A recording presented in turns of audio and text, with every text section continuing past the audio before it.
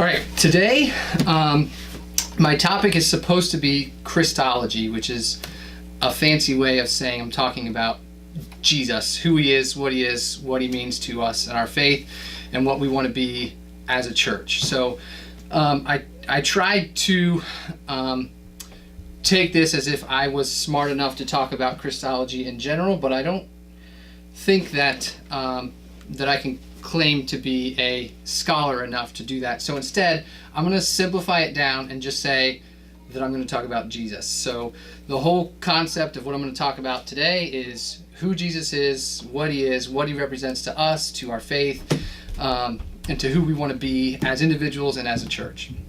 So the first thing I tried to do was just think about, in the simplest terms, what that means. I want to be able to give you something to think about that will be useful, but that won't take me more than 15 minutes to explain. And so the more that I spent time sitting down and thinking through what that means and what Jesus means to me and what his his role in the biblical narrative and his role in the Trinity and his role in the whole process of salvation, what that looks like, and how we define that.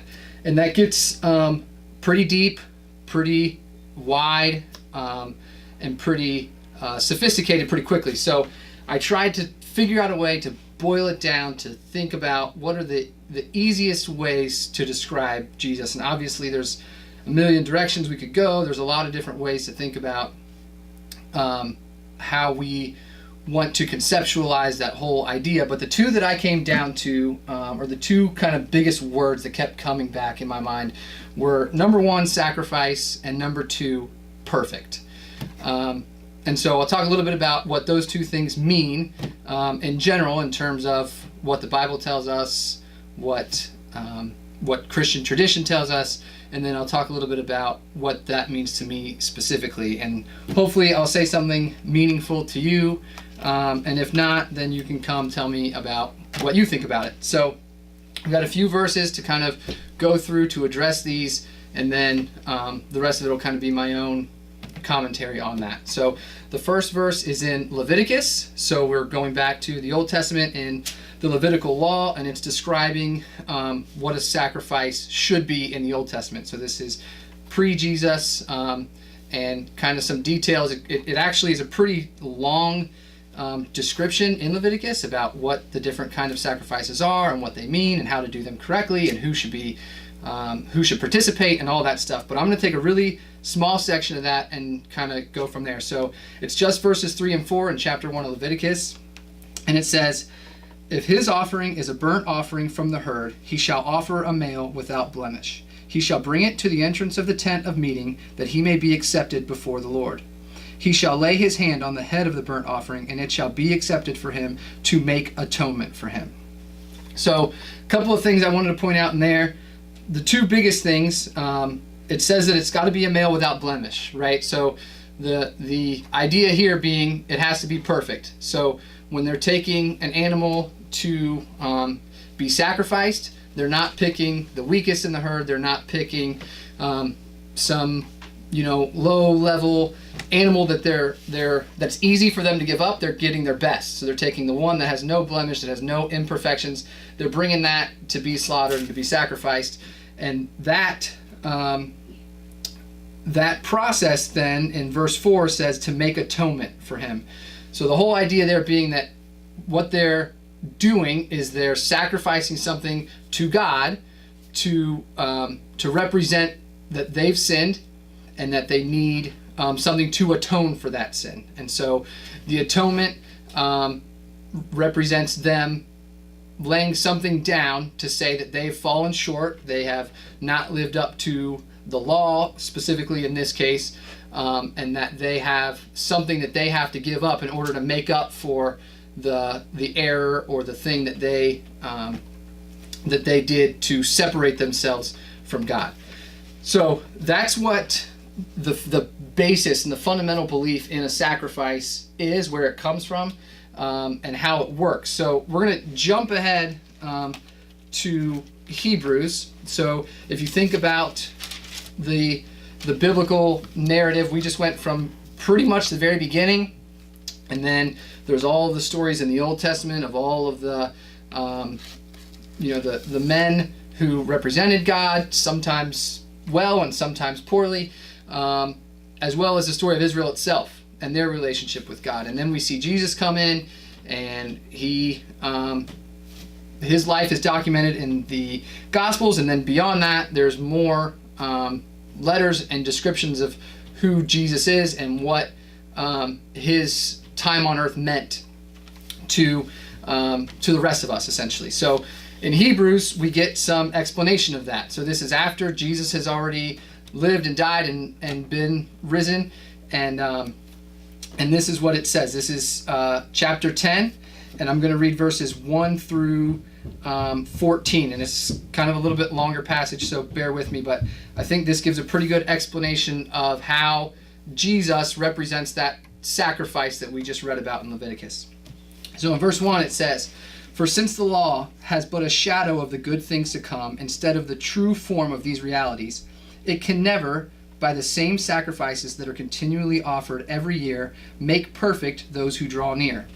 Otherwise, would they not have ceased to be offered, since the worshippers, having once been cleansed, would no longer have any consciousness of sin? But in these sacrifices there is a reminder of sins every year, for it is impossible for the blood of bulls and goats to take away sins. Consequently, when Jesus came into the world, he said, 'Sacrifices and offerings you have not desired, but a body have you prepared for me. In burnt offerings and sin offerings you have taken no pleasure.' Then I said, 'Behold, I have come to do your will, O God. It is written of me in the scrolls of the book.' When he said above, 'You have neither desired nor taken pleasure in sacrifices and offerings and burnt offerings and sin offerings, these are offered according to the law,' then he added, 'Behold, I have come to do your will.' He does away with the first in order to establish the second, and by that will we have been sanctified through the offering of the body of Jesus Christ once for all. And every priest stands daily at his service, offering repeatedly the same sacrifices which can never take away sins. But when Christ had offered for all time a single sacrifice for sins, he sat down at the right hand of God, waiting from that time until his enemies would be made a footstool for his feet.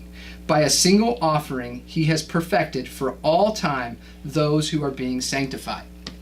So, I know it's a little bit long, but the idea there is that Jesus is that one once and for all sacrifice. So the description of sacrifice that we read in Leviticus is about a ritual. It's a yearly thing. So it's something they have to go back over and over again, because in the meantime they committed more sins, and the sacrifice that they made at any given time only covered so much, because they didn't have that ultimate sacrifice, that ultimate perfected lamb that Jesus represented to take on all of the sins that they had committed. So Jesus is basically describing here, and then the author of Hebrews is adding to that the role that Jesus played in this whole process was to be the one-time end-all be-all sacrifice that was needed, so that everyone could freely accept that gift of forgiveness and freedom from sin without having to go through this yearly ritual of sacrificing an animal. So all of that kind of is related to that word I said, sacrifice, that represents Jesus to me.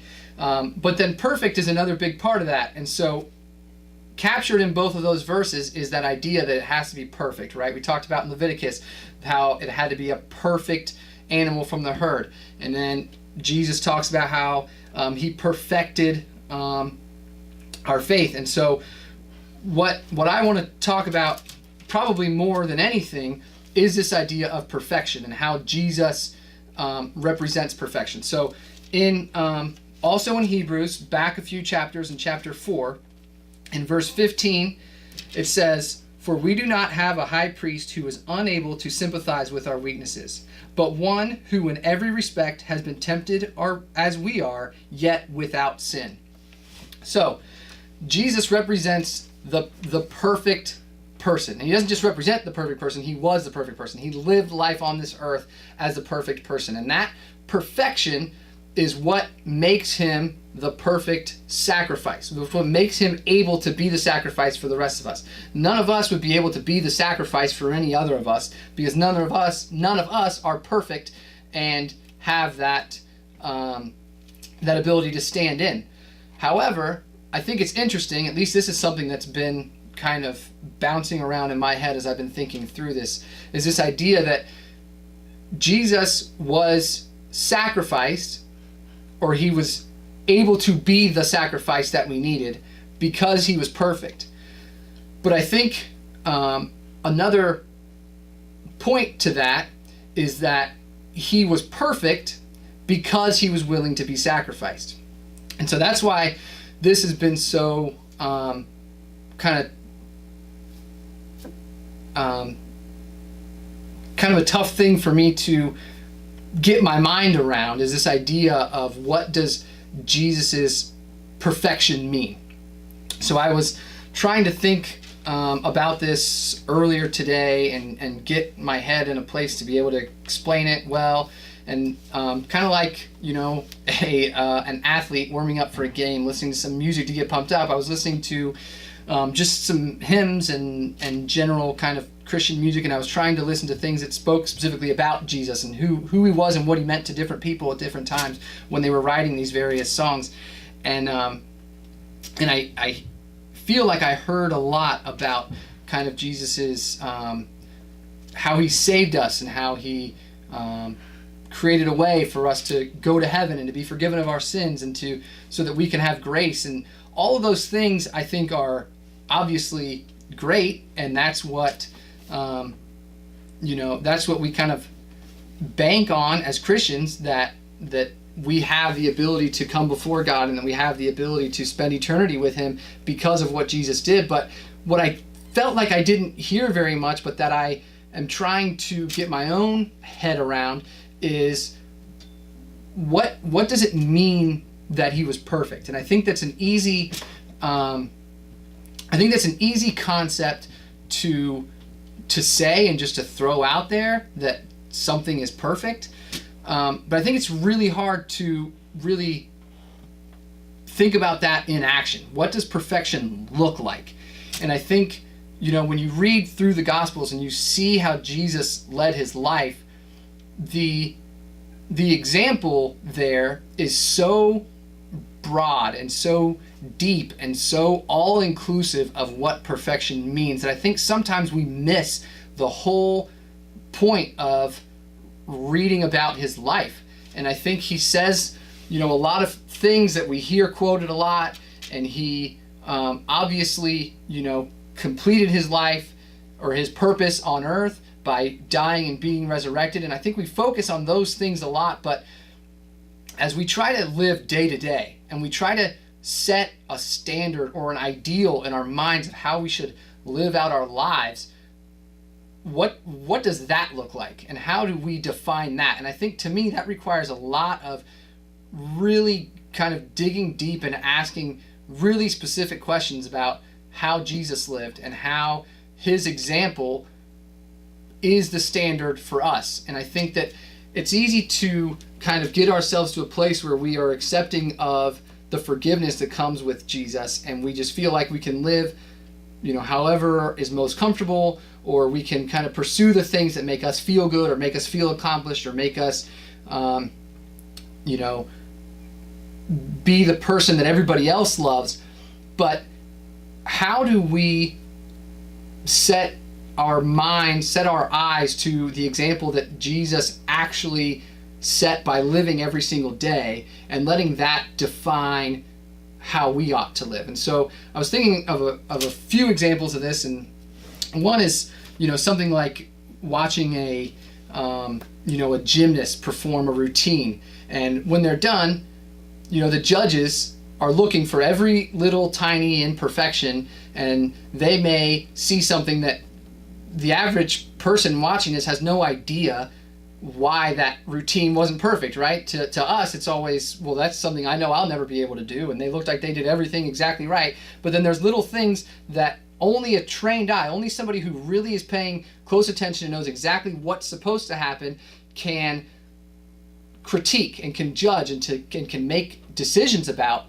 And I think that's the way we need to be with Jesus and the way he lived his life. And I don't think it's enough to just say, well, he's going to forgive me, so however I live is however I live. And I think if you look back at how kind of the whole biblical narrative is arranged, and we see the Old Testament and how we got the law and what it told us, I mean, I almost feel like it's like having trying to help somebody, like a kid, right? And you have a kid who you're trying to get him to do something. And I know for me, Caitlin right now is learning how to write letters.